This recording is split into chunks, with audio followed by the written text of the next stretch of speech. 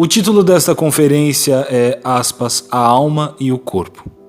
Isto é, a matéria e o espírito, isto é, tudo que existe mesmo, se crermos numa filosofia de que falaremos dentro em pouco, também é algo que não existiria. Mas tranquilizem-se. Não é nossa intenção aprofundar a natureza da matéria, nem a natureza do espírito. Podemos distinguir duas coisas uma da outra, determinar até certo ponto suas relações, sem para isto conhecer a natureza de cada uma delas. É impossível para mim, neste momento, conhecer todas as pessoas que me rodeiam. Entretanto, distingo-me delas e vejo também que situação elas ocupam em relação a mim. Assim também no que concerne ao corpo e à alma. Definir a essência de um e de outra é a empresa que nos levaria bem longe. Mas é fácil saber o que os une e o que os separa, pois esta união e esta separação são fatos da experiência. Primeiramente, o que diz deste ponto a experiência imediata e ingênua do senso comum? Cada um de nós é um corpo submetido às mesmas leis de todas as outras partes da matéria. Se o impulsionamos, ele avança. Se o puxamos, ele recua.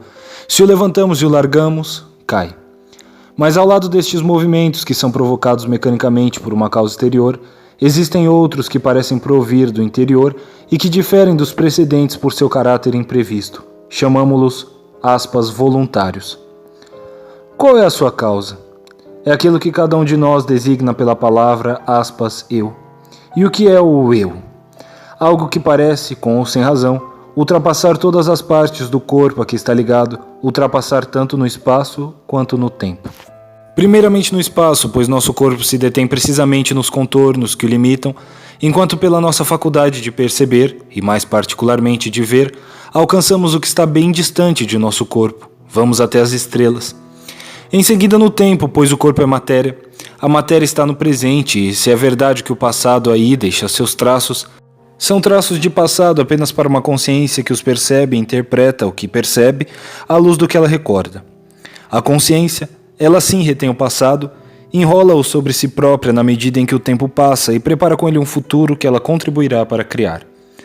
Mesmo o ato voluntário de que falávamos há pouco não é outra coisa senão um conjunto de movimentos aprendidos em experiências anteriores e infletidos numa direção sempre nova por esta força consciente, cuja função parece ser a de acrescentar incessantemente algo de novo no mundo. Sim, ela cria o novo em torno dela, já que desenha no espaço movimentos imprevistos, imprevisíveis. E ela cria o novo também no interior de si mesma, pois a ação voluntária reage sobre quem a realiza, modifica numa certa medida o caráter da pessoa de quem emana e realiza, por uma espécie de milagre, essa criação de si por si que parece ser o próprio objetivo da vida humana. Resumindo, pois, ao lado do corpo que está confinado ao momento presente no tempo e limitado ao lugar que ocupa no espaço, que se conduz como autômato e reage mecanicamente às exigências exteriores, aprendemos algo que se estende muito mais longe que o corpo no espaço e que dura através do tempo, algo que solicita ou impõe ao corpo movimentos não mais automáticos e previstos, mas imprevisíveis e livres. Isto que ultrapassa o corpo por todos os lados e que cria atos ao se criar continuamente a si mesmo, é o eu, é a alma, é o espírito. O espírito sendo precisamente uma força que pode tirar de si mesma mais do que contém, devolver mais do que recebe, dar mais do que possui. Eis o que queremos ver, tal é a aparência. Dizem-nos, aspas, muito bem, mas isto é apenas uma aparência. Olhemos mais de perto e ouçamos a ciência. Primeiramente, reconheceremos que esta alma jamais opera sem um corpo. Seu corpo a acompanha desde o nascimento até a morte e, supondo-se que ela seja realmente distinta do corpo, tudo se passa como se ela estivesse realmente ligada a ele inseparavelmente. Nossa consciência se esvai se respiramos clorofórmio, exalta-se se bebemos álcool ou café. Uma ligeira intoxicação pode ocasionar perturbações profundas na inteligência, na sensibilidade e na vontade. Uma intoxicação durável, como as deixadas pelas doenças infecciosas, produzirá alienação. Se é verdade que não encontramos sempre, na autópsia, lesões do cérebro nos alienados, ao menos encontramos-las frequentemente. E quando na alteração visível, foi sem dúvida uma alteração química dos tecidos que causou a doença. Além do mais, a ciência localiza em certas circunvoluções precisas do cérebro certas funções determinadas do espírito, como a faculdade de efetuar movimentos voluntários, de que se falou há pouco. Lesões em tal ou tal ponto da zona rolândica, entre o lóbulo frontal e o parietal, acarretam a perda de movimentos do braço, da perna, do rosto, da língua, Mesmo a memória, que é tida como função essencial do espírito, pode ser localizada, em parte.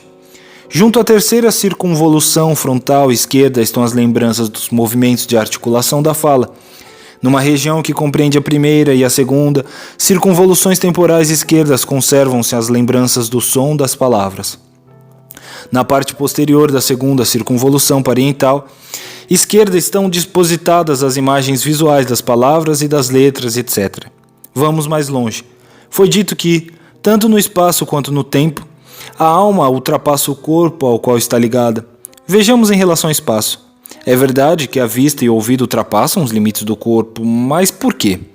Porque as vibrações vindas de longe impressionaram o olho e o ouvido, foram transmitidas ao cérebro. No cérebro, a excitação tornou-se sensação auditiva ou visual. A percepção é, pois, interior ao corpo e não se alarga. Vejamos em relação ao tempo. Pretendeu-se que o espírito abarca o passado, ao passo que o corpo está confinado num presente que recomeça sem cessar. Mas lembramos o passado apenas porque nosso corpo conserva ainda presentes os traços dele. As impressões que os objetos se imprimem no cérebro aí permanecem como imagens numa placa sensível ou fonogramas em discos fonográficos. Da mesma forma que o disco repete a melodia quando fazemos funcionar o aparelho, assim também o cérebro ressuscita a lembrança quando a estimulação desejada se produz no ponto em que a impressão está depositada. Logo, a alma não ultrapassa o corpo, nem no espaço, nem no tempo. Mas há realmente uma alma distinta do corpo? Acabamos de ver que no cérebro produzem-se incessantemente mudanças ou, para falar mais precisamente, deslocamentos e agrupamentos novos de moléculas e átomos. Há os que traduzem pelo que denominamos sensações, outros por lembranças. Há sem dúvida alguma os que correspondem a todos os fatos intelectuais, sensíveis e voluntários. A consciência a ele se acrescenta como uma fosforescência. Ela se assemelha ao traço luminoso que segue e desenha o movimento de um fósforo que riscamos numa parede na obscuridade. Esta fosforescência, iluminando-se, por assim dizer, a si mesma, cria singulares ilusões de ótica interior. É assim que a consciência se imagina modificar, dirigir, produzir movimentos dos quais ela é apenas o resultado. Nisto consiste a crença numa vontade livre. A verdade é que, se pudéssemos, através do crânio, ver o que se passa no cérebro que trabalha, se dispuséssemos para observar o interior do cérebro de instrumentos capazes de aumentar milhões e milhões de vezes mais do que nossos melhores microscópicos, se assistíssemos assim à dança de moléculas, átomos e elétrons de que é feita a substância cerebral e se, por outro lado, possuíssemos a tábua de correspondência entre o cerebral e o mental, isto é, um dicionário que permitisse traduzir cada figura de dança na linguagem do pensamento e do sentimento, saberíamos também quanto à pretensa alma, tudo o que ela pensa, sente e quer, tudo o que ela acredita fazer livremente enquanto faz mecanicamente. Nós o saberíamos mesmo muito melhor do que ela, pois esta pretensa alma consciente apenas aclara uma pequena parte da dança intracerebral. Ela é apenas o conjunto de fogos, fatos, que volteiam sobre tais e tais agrupamentos privilegiados de átomos, ao passo que nós assistiríamos a todos os agrupamentos de todos os átomos, a totalidade da dança intracerebral. A alma consciente é, quando muito, um efeito que percebe efeitos. Nós veríamos as causas. Eis o que se diz às vezes em nome da ciência. Mas não é evidente que se chamamos aspas científico, o que é observado ou observável, demonstrado ou demonstrável, uma conclusão como a que acabamos de apresentar nada tem de científico, pois, no estado atual da ciência, nem mesmo entrevemos a possibilidade de verificá-la. Alega-se que a lei da conservação de energia se opõe a que se crê no universo a menor parcela de força ou de movimento e que, se as coisas não se passassem mecanicamente, como acabamos de descrever, se uma vontade eficaz interviesse para realizar atos livres, a lei de conservação da energia seria violada. Mas raciocinar assim é simplesmente admitir o que está em questão, pois a lei de conservação de energia, como todas as leis físicas, é apenas o resumo de observações feitas acerca dos fenômenos físicos. Ela exprime o que se passa num domínio em que ninguém jamais sustentou que houvesse capricho, escolha ou liberdade. E trata-se de saber se ela ainda se verifica nos casos em que a consciência, que ao cabo é uma faculdade de observação e experimenta à sua maneira, sente-se em presença de uma atividade livre. Tudo que se oferece diretamente aos sentidos ou à consciência, tudo que é objeto de experiência, seja interior ou exterior, deve ser tido por real enquanto não se demonstrar que é uma simples aparência. Ora, é indubitável que nos sentimos livres, que tal a nossa impressão imediata. Aqueles que sustentam que este sentimento é ilusório Incumbe, pois, a obrigação da prova. E eles não provam nada de semelhante, pois apenas entendem arbitrariamente as ações voluntárias, uma lei verificada em casos onde a vontade não intervém. Por outro lado, é bem possível que, se a vontade é capaz de criar energia, a quantidade de energia criada seja muito fraca para afetar sensivelmente nossos instrumentos de medida. O efeito poderá, não obstante, ser enorme, como o da faísca que faz saltar um barril de pólvora. Não entrarei no exame aprofundado deste ponto. Que me seja suficiente dizer que, se consideramos o mecanismo do movimento voluntário em particular, o funcionamento do sistema nervoso em geral, a própria vida, enfim, no que ela tem de essencial, chegamos à conclusão de que o artifício constante da consciência, desde suas mais modestas origens nas mais elementares formas vivas, é converter para seus fins o determinismo físico, ou melhor, infletir a lei de conservação da energia, obtendo da matéria uma fabricação sempre mais intensa de explosivos, cada vez mais utilizáveis. É suficiente então uma ação extremamente fraca, como a de um dedo que pressionaria sem esforço o gatilho de uma pistola, para libertar no momento desejado, na direção escolhida, uma soma tão grande quanto possível de energia acumulada. O glicogênio depositado nos músculos é, com efeito, um verdadeiro explosivo. Através dele se realiza o movimento voluntário. Fabricar e utilizar explosivos deste gênero parece ser a preocupação contínua e essencial da vida, desde sua primeira aparição nas massas protoplasmáticas deformáveis à vontade, até sua completa realização nos organismos capazes de ações livres. Mas, ainda uma vez, não quero insistir num ponto de que me ocupei longamente outras vezes. Fecho, pois, o parênteses que poderia me ter dispensado de abrir, e retorno ao que dizia antes, a impossibilidade de chamar científica uma tese que não é nem demonstrada, nem sugerida pela experiência. Com efeito, o que nos diz a experiência? Ela nos mostra que a vida da alma, ou se quiser, a vida da consciência, está ligada à vida do corpo, que há solidariedade entre eles e nada mais. Mas este ponto jamais foi contestado, e há uma grande distância entre isto e a afirmação de que o cerebral é o equivalente do mental, que poderíamos ler no cérebro tudo o que se passa na consciência correspondente. Uma vestimenta é solidária do botão que aprende, ela cai se arrancamos os botões, oscila se o botão se move, rasga-se no caso de o botão ser demasiadamente pontudo.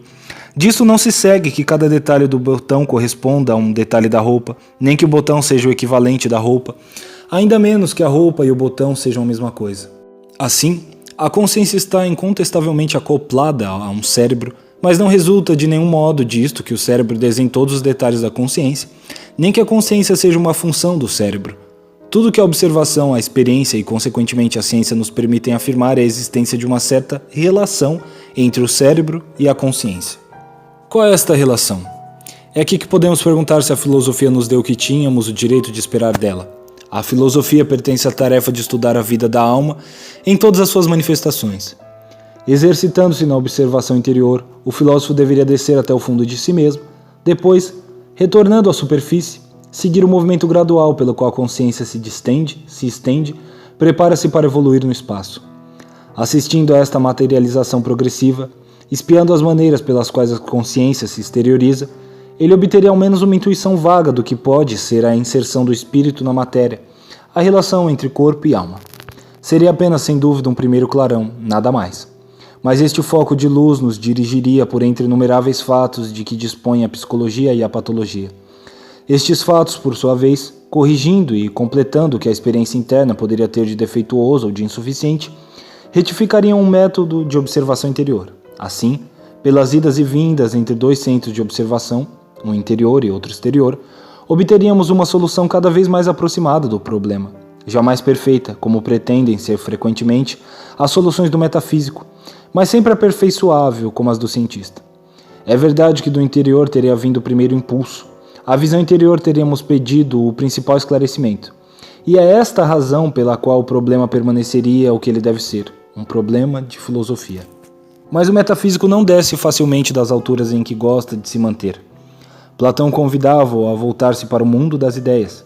É aí que ele se instala de boa vontade, frequentando os puros conceitos, levando-os a concessões recíprocas, conciliando-os bem ou mal entre si, exercendo neste meio distinto uma sábia diplomacia. Ele hesita em entrar em contato com os fatos, sejam quais forem, com maior razão os fatos tais como doenças mentais, acreditaria sujar as mãos. Em suma, a teoria que a ciência tinha o direito de esperar da filosofia, teoria flexível, perfectível, calcada no conjunto dos fatos conhecidos, a filosofia não quis ou não soube lidar.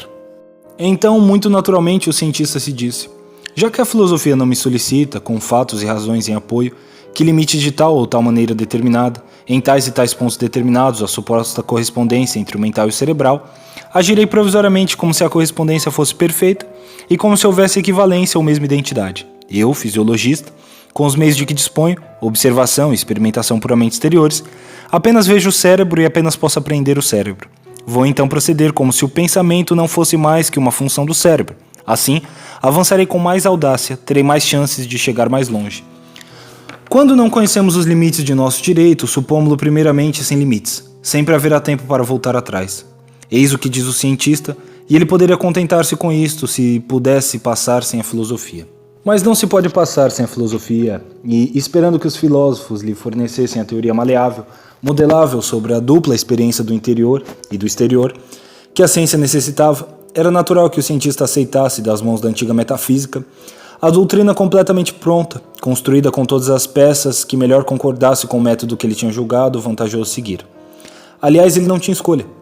A única hipótese precisa que a metafísica dos 3 últimos séculos nos legou sobre este ponto é justamente a de um paralelismo rigoroso entre alma e corpo, a alma exprimindo certos estados do corpo, ou o corpo exprimindo a alma, ou corpo e alma sendo 2 traduções, em línguas diferentes, de um original que não seria nenhum nem outro. Nos 3 casos, o cerebral equivaleria exatamente ao mental.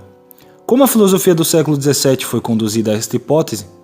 Certamente não foi pela anatomia e fisiologia do cérebro, ciências que mal existiam. Também não foi pelo estudo da estrutura, das funções e das lesões do espírito. Não, esta hipótese foi naturalmente deduzida dos princípios gerais de uma metafísica que era concebida, ao menos em grande parte, para dar corpo às esperanças da física moderna. As descobertas que se seguiram ao Renascimento, principalmente as de Kepler e Galileu, haviam revelado a possibilidade de reduzir os problemas astronômicos e físicos a problemas de mecânica. Daí derivou a ideia geral de se representar a totalidade do universo material, inorganizado e organizado, como uma imensa máquina submetida às leis matemáticas. A partir disto, os corpos vivos em geral, o corpo do homem em particular, deveriam se encadear na máquina como engrenagens num mecanismo de relógio. Nada se poderia fazer que não fosse determinado antecipadamente, matematicamente calculado. A alma humana tornava-se assim capaz de criar. Era preciso, se ela existia, que seus estados sucessivos se limitassem a traduzir em linguagem de pensamento e de sentimentos as mesmas coisas que seu corpo exprimia em extensão e em movimento. É bem verdade que Descartes não ia tão longe. Com o sentido da realidade que possuía, ele preferia, a despeito do rigor da doutrina, deixar algum lugar para a vontade livre. E se com Spinoza e Leibniz esta restrição desaparece, varrida pela lógica do sistema, se estes 2 filósofos formularam em todo o seu rigor a hipótese de um paralelismo constante entre os estados do corpo e os da alma, ao menos se abstiveram de fazer da alma um simples reflexo do corpo. Teriam dito que o corpo era um reflexo da alma. Mas eles prepararam um caminho de um cartesianismo diminuído, estreito, segundo o qual a vida mental seria apenas um aspecto da vida cerebral, e a pretensa alma se reduziria ao conjunto de certos fenômenos cerebrais aos quais a consciência se acrescentaria como uma fosforescência.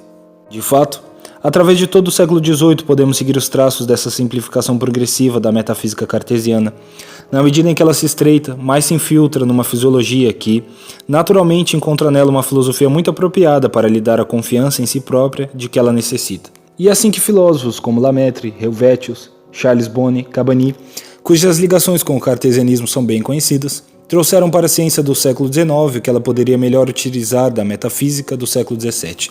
Então, compreende-se que os cientistas que atualmente filosofam acerca da relação entre o psíquico e o físico adiram à hipótese do paralelismo.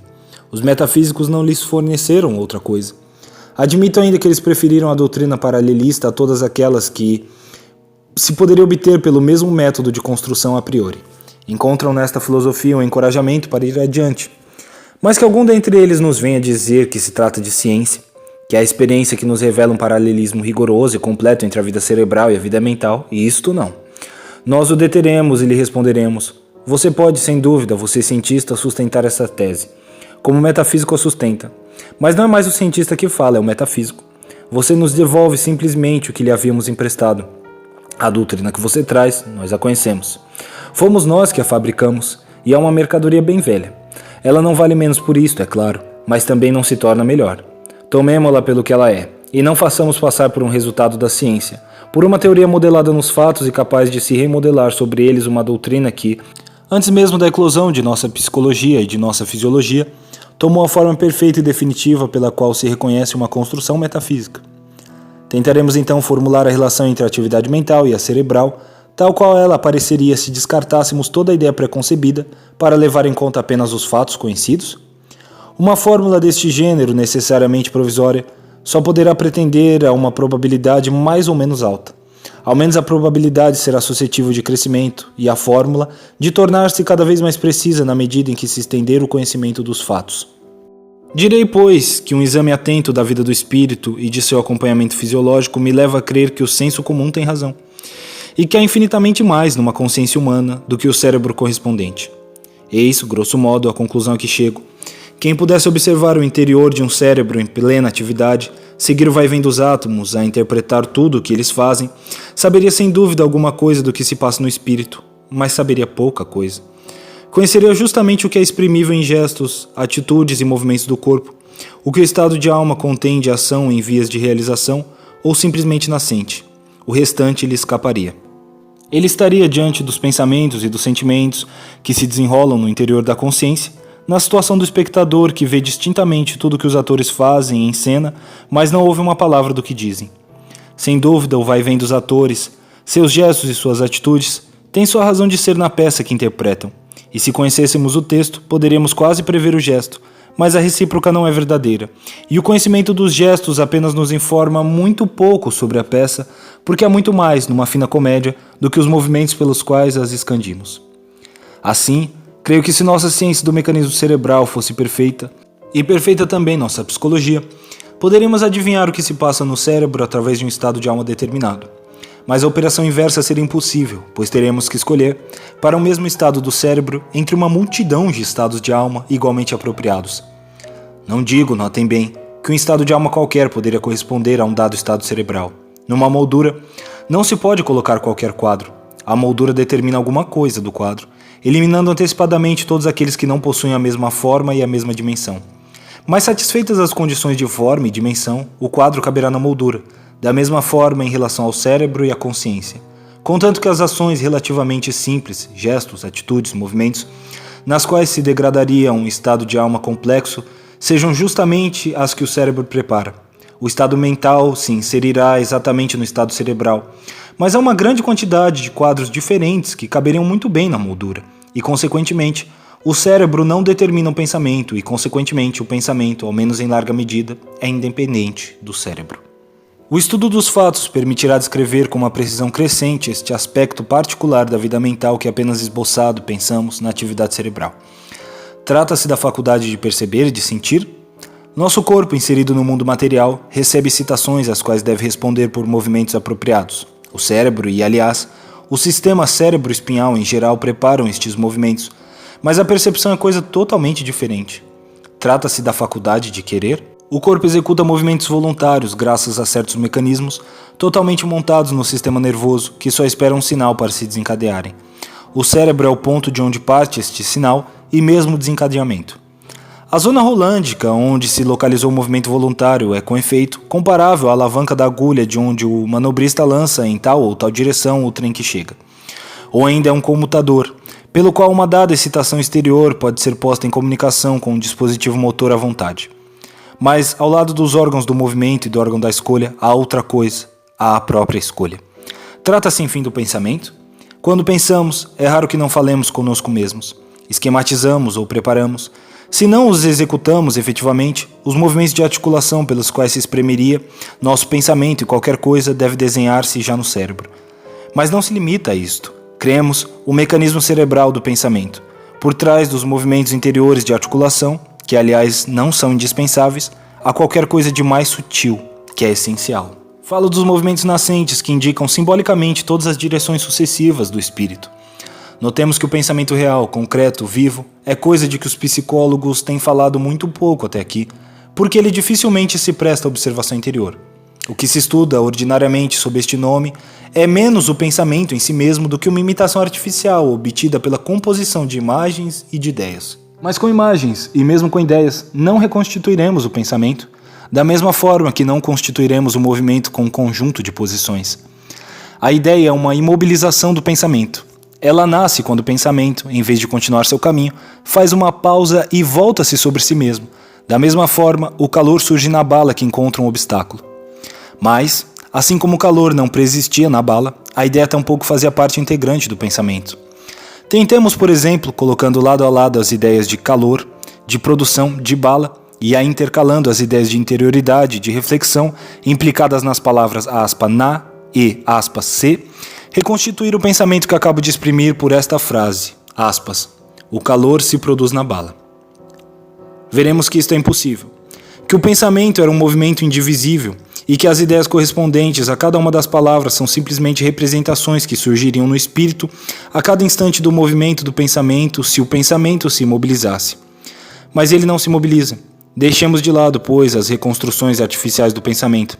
Consideremos o próprio pensamento. Encontraremos nele menos estados do que direções, e veremos que ele é essencialmente uma mudança contínua de direção interior, a qual tende sem cessar a se traduzir por mudanças de direção exterior, isto é, por ações e gestos capazes de desenhar no espaço e de exprimir metaforicamente, de alguma forma, as idas e vindas do espírito. Frequentemente não percebemos estes movimentos esboçados, ou mesmo simplesmente preparados, porque não temos nenhum interesse em conhecê-los. Mas é forçoso que os notemos quando seguimos de perto o nosso pensamento para prendê-lo totalmente vivo e para fazê-lo passar vivo ainda para a alma de outrem. As palavras então poderão ser bem escolhidas. Elas não dirão o que queremos que digam se o ritmo, a pontuação e toda a coreografia do discurso não as ajudarem a obter do leitor, guiado então por uma série de movimentos nascentes, que ele descreva uma curva de pensamento e de sentimento análoga àquela de que nós mesmos descrevemos. Aí está toda a arte de escrever. É semelhante à arte do músico. Mas não acreditemos que a música de que se trata aqui seja dirigida simplesmente ao ouvido, como se imagina ordinariamente. Um ouvido estrangeiro, por mais habituado que esteja à música, não fará diferença entre a prosa francesa que achamos musical e a que não o é. Entre o que está perfeitamente escrito em francês e o que está apenas aproximativamente. Prova evidente de que se trata de coisa totalmente diferente de uma harmonia material de sons. Na realidade, a arte do escritor consiste sobretudo em nos fazer esquecer que ele emprega palavras. A harmonia que ele busca é uma certa correspondência entre as idas e vindas de seu espírito e as de seu discurso.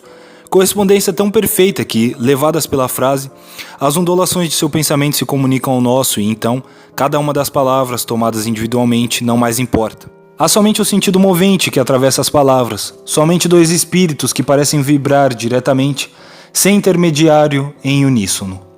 O ritmo da palavra não tem, pois, outro objetivo além de reproduzir o ritmo do pensamento. E o que pode ser o ritmo do pensamento, senão aquele de movimentos nascentes, apenas conscientes, que o acompanham? Estes movimentos, pelos quais o pensamento se exterioriza em ações, devem ser preparados e como que preformados no cérebro. É este acompanhamento motor do pensamento que perceberíamos sem dúvida se pudéssemos penetrar num cérebro que trabalha, e não o próprio pensamento. Em outros termos, o pensamento é orientado para a ação e, quando não desemboca numa ação geral, ele esboça uma ou várias ações virtuais simplesmente possíveis. Estas ações reais ou virtuais, que são a projeção diminuída e simplificada do pensamento no espaço e que marcam as articulações motoras do pensamento, são o que é desenhado na substância cerebral. A relação do cérebro ao pensamento é, pois, complexa e sutil. Se me pedissem para expressá-la numa fórmula simples, necessariamente grosseira, diria que o cérebro é um órgão de pantomima, e somente de pantomima. Sua função é mimetizar a vida do espírito, mimetizar também as situações exteriores às quais o espírito deve se adaptar. A atividade cerebral está para a atividade mental, assim como os movimentos da batuta do regente de orquestra estão para a sinfonia. A sinfonia ultrapassa inteiramente os movimentos que a escandem. A vida do espírito ultrapassa da mesma forma a vida cerebral. Mas o cérebro, justamente porque extrai da vida do espírito tudo que ela tem de suscetível de se tornar movimento e tudo que ela tem de materializável, justamente porque ele constitui assim o ponto de inserção do espírito na matéria, assegura a todo instante a adaptação do espírito às circunstâncias, mantém incessantemente o espírito em contato com realidades. Ele não é, pois, falando propriamente, órgão de pensamento, ou de sentimento, ou de consciência. Mas ele faz com que a consciência, sentimento e pensamento permaneçam tensos em relação à vida real e, consequentemente, capazes de ação eficaz. Digamos, se quiserem, que o cérebro é o órgão de atenção à vida. Esta é a razão de que baste uma ligeira modificação da substância cerebral para que a totalidade do espírito pareça atingida. Falávamos do efeito de certos tóxicos sobre a consciência e mais geralmente da influência da doença cerebral sobre a vida mental. Neste caso, é o próprio espírito que se desarranja, ou não seria antes o mecanismo da inserção do espírito nas coisas? Quando um louco delira, seu raciocínio pode seguir as regras da mais estrita lógica. Diríamos, ao ouvir tal ou tal indivíduo com complexo de perseguição, que ele peca por excesso de lógica. Seu erro não é o de raciocinar mal, mas o de raciocinar fora da realidade, como um homem que sonha. Suponhamos que, como parece provável, a doença seja causada por uma intoxicação da substância cerebral. Não é necessário crer que o veneno tenha ido procurar o raciocínio em tais ou quais células do cérebro, nem por conseguinte que haja em tais ou quais pontos do cérebro movimentos de átomos que correspondem ao raciocínio. Não, é provável que o cérebro inteiro seja atingido, da mesma forma que a corda inteira que se distende, e não algumas de suas partes, quando o nó foi mal feito. Mas da mesma maneira que basta um pequeno alargamento de amarra para que o barco se ponha a balançar, assim também uma modificação, mesmo ligeira, da substância cerebral em sua totalidade poderá fazer com que o espírito, perdendo contato com o conjunto das coisas materiais nas quais está ordinariamente apoiado, sinta a realidade fugir de si, titubeie e seja tomado de vertigem. Com efeito, é bem um sentimento comparável ao da vertigem que está no início da loucura em muitos casos. O doente está desorientado. Ele nos dirá que os objetos materiais não possuem mais para ele a solidez, o relevo, a realidade que possuíam outrora.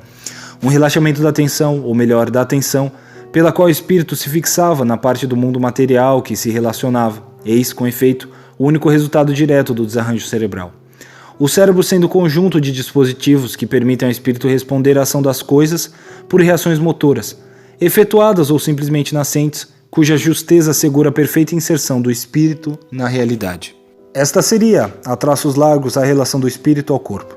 É-me impossível enumerar aqui os fatos e as razões sobre as quais se funda esta concepção, e entretanto não posso pedir-lhes que me creiam sob palavra.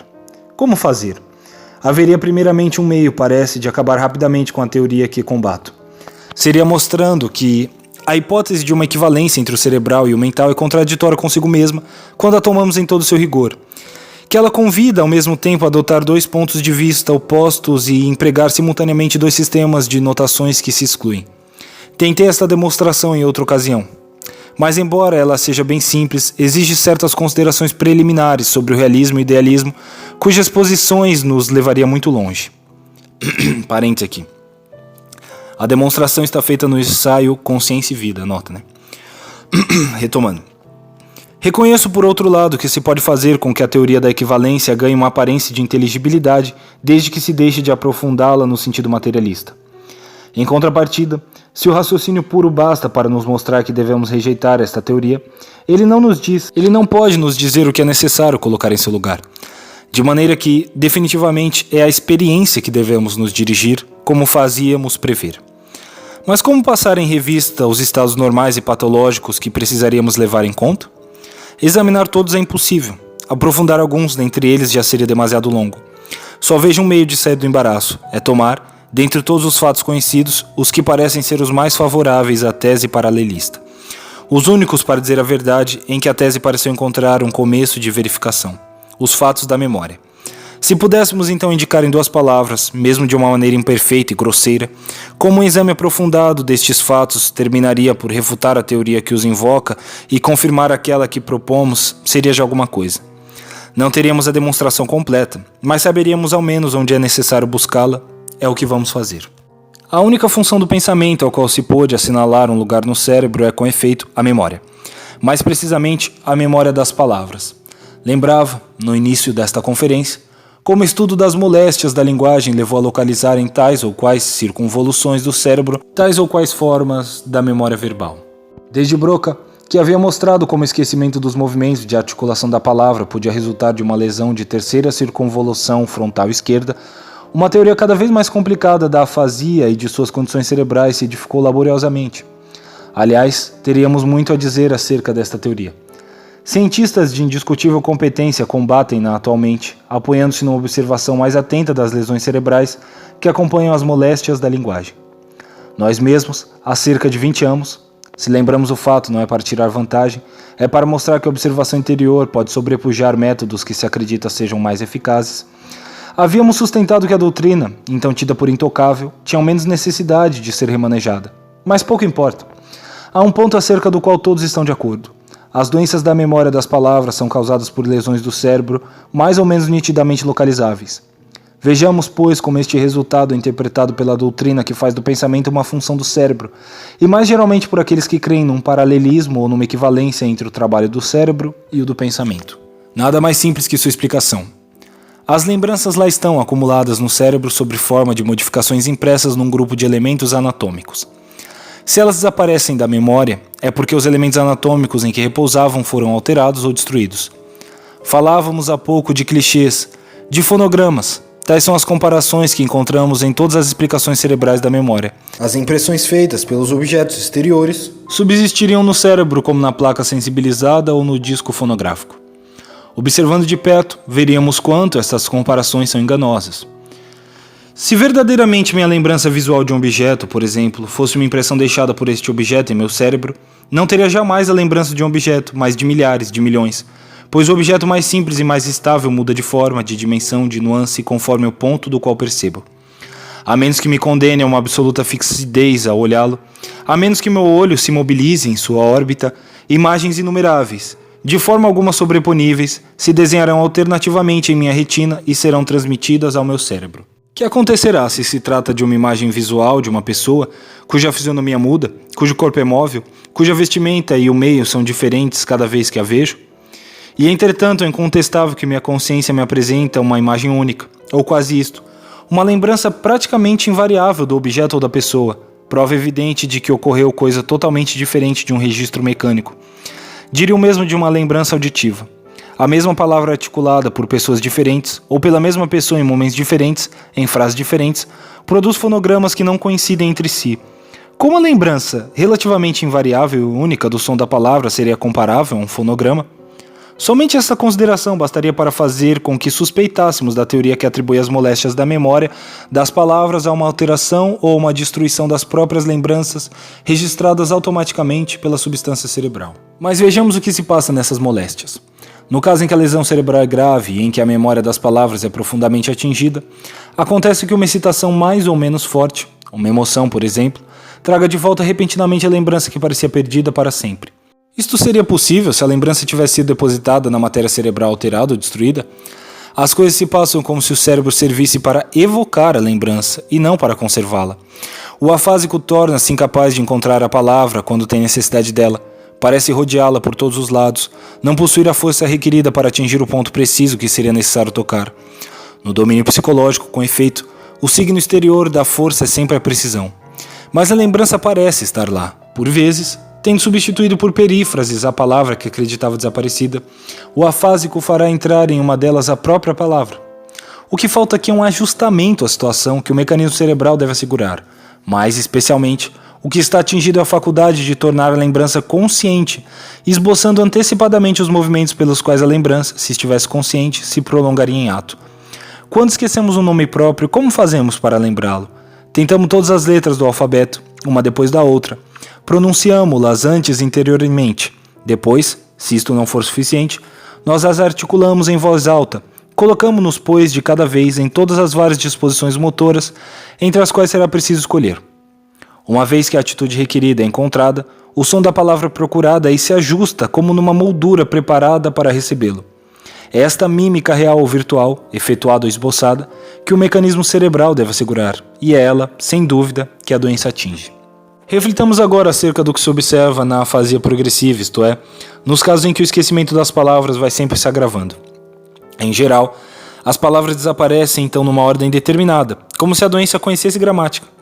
Primeiro desaparecem os nomes próprios, depois os substantivos comuns, em seguida os adjetivos e enfim os verbos.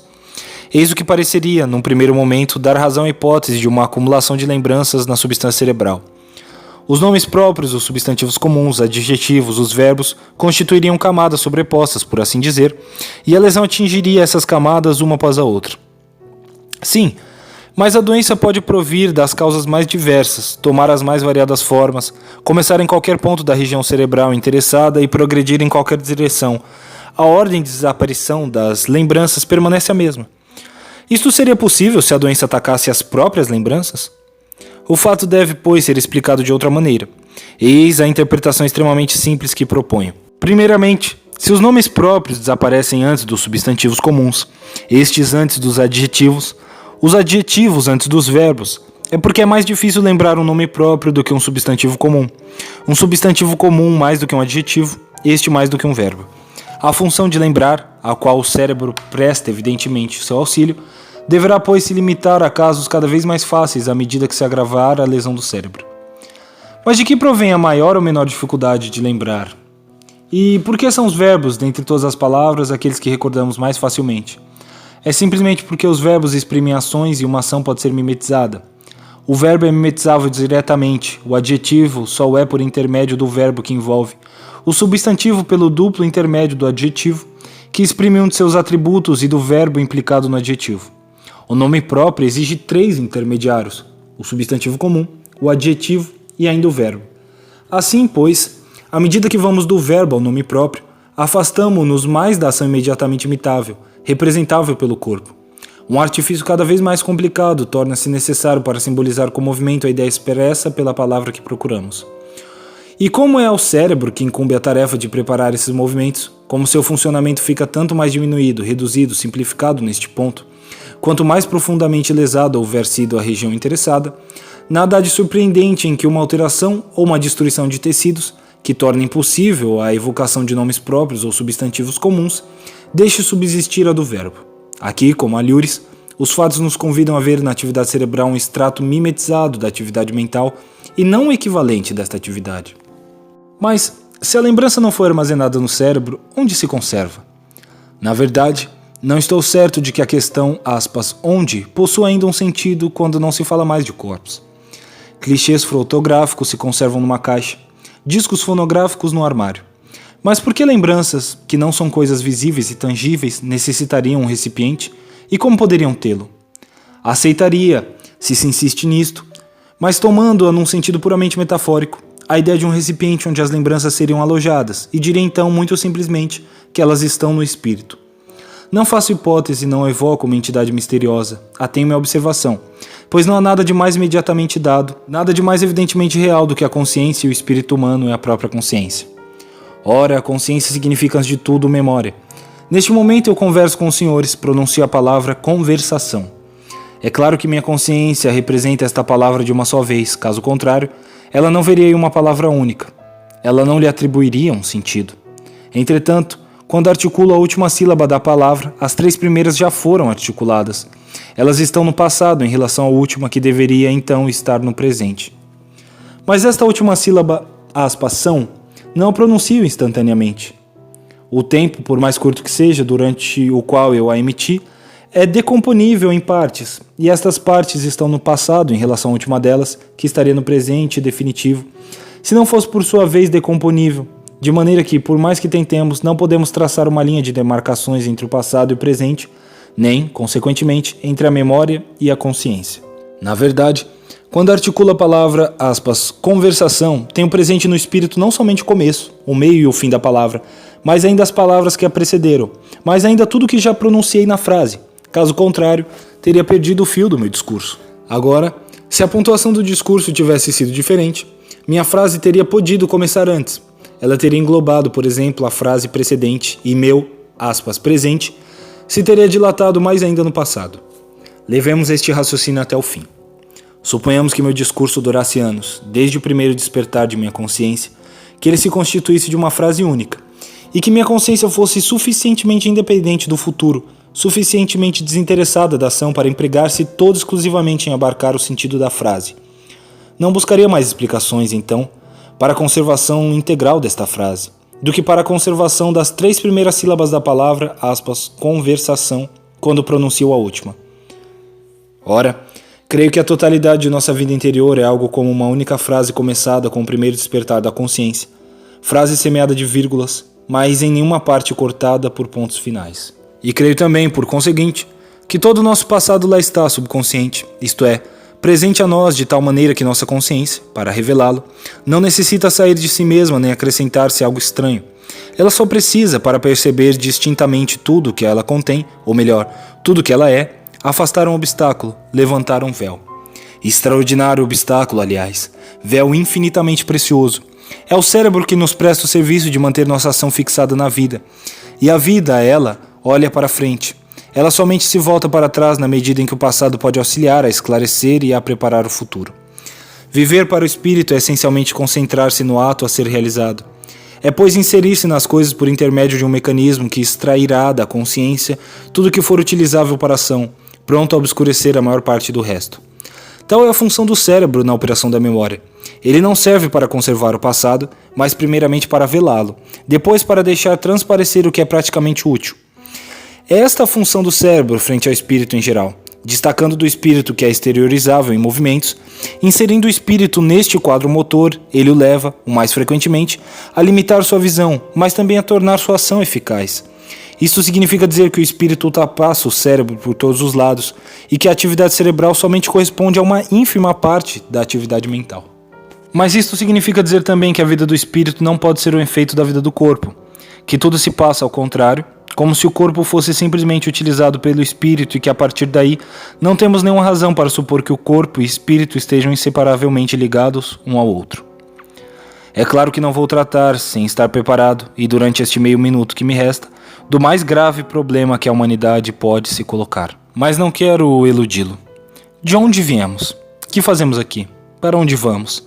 Se verdadeiramente a filosofia nada tivesse a responder a essas perguntas de interesse vital, ou se não fosse incapaz de elucidá-las progressivamente como se elucida um problema de biologia ou de história, se ela não pudesse fazer com que tais questões se beneficiassem de uma experiência cada vez mais aprofundada, de uma visão cada vez mais aguda da realidade, se ela devesse limitar a pronunciar o combate entre os que afirmam e os que negam a imortalidade da alma por razões tiradas da essência hipotética da alma e do corpo, seria quase o caso de dizermos, desviando do seu sentido a frase de Pascal, que toda filosofia não vale uma hora de esforço.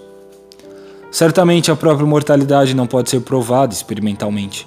Toda experiência se dá numa duração limitada, e quando a religião fala da imortalidade, faz apelo à revelação. Mas seria alguma coisa, seria muita coisa, poder estabelecer no terreno da experiência a possibilidade e mesmo a probabilidade da sobrevivência por um tempo X. Deixaríamos fora do domínio da filosofia a questão de saber se este tempo é ou não ilimitado. Ora, reduzido a estas proporções mais modestas, o problema filosófico do destino da alma não me aparece absolutamente como insolúvel. Eis um cérebro que trabalha. Eis uma consciência que sente, que pensa e que quer. Se o trabalho do cérebro correspondesse à totalidade da consciência, se houvesse equivalência entre o cerebral e o mental, a consciência poderia seguir o destino do cérebro e a morte ser o fim de tudo. Ao menos a experiência não diria o contrário, e o filósofo que afirma a sobrevivência da alma estaria reduzido a apoiar sua tese em alguma construção metafísica. Coisa geralmente frágil. Mas, como tentamos mostrar, a vida mental ultrapassa a vida cerebral. Se o cérebro se limita a traduzir em movimentos uma pequena parte do que se passa na consciência, então a sobrevivência torna-se tão provável que a obrigação da prova incumbirá àquele que a nega, bem mais do que àquele que a afirma. Pois a única razão para crer numa extinção da consciência depois da morte é o espetáculo do corpo se desorganizando. E esta razão não mais tem valor se a independência de quase totalidade da consciência em relação ao corpo é ainda um ponto discutível. Tratando dessa maneira o problema da sobrevivência, fazendo-o descer das alturas em que a metafísica tradicional o tinha colocado, transportando-o para o campo da experiência, renunciamos sem dúvida a obter de uma vez a solução radical. Mas o que queremos? É preciso optar, em filosofia, entre o puro raciocínio que visa um resultado definitivo, imperfectível, pois é suposto perfeito, e uma observação paciente que fornece apenas resultados aproximativos, capazes de ser corrigidos e completados indefinidamente. O primeiro método, por ter pretendido nos trazer de uma vez imediatamente a certeza, nos condena a permanecer sempre no simples provável, ou melhor, no puro possível, pois é raro que ele não possa servir para demonstrar indiferentemente duas teses opostas igualmente coerentes, igualmente plausíveis. O segundo visa primeiramente apenas a probabilidade, mas como ele opera num terreno em que a probabilidade pode crescer sem cessar, ele nos leva pouco a pouco a um estado que equivale praticamente à certeza. Entre estas duas maneiras de filosofar, minha escolha já está feita. Ficaria feliz se pudesse contribuir, ao menos um pouco, para orientar a sua.